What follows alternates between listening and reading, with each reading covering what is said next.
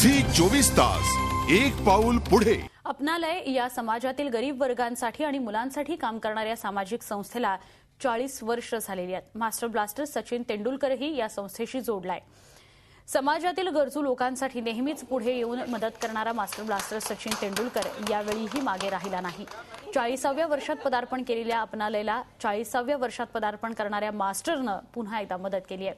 सचिन अशा संस्थांना नेहमीच मदत करत आलेला आहे आणि तो आपल्या सहकारी मित्रांनाही त्यासाठी प्रेरित करत असतो, असं अंजली तेंडुलकरनं यावेळी सांगितलं।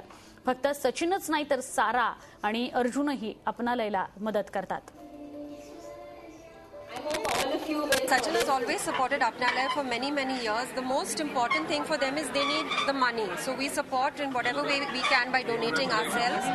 We sponsor some 400 children's everything, education, whatever possible. So when my daughter was maybe 3-4 years ago on her birthday, she on her own decided that she will not accept any gifts. She told all her friends, whatever you want to give, you give me the money, and all that money she gave to Apnalaya.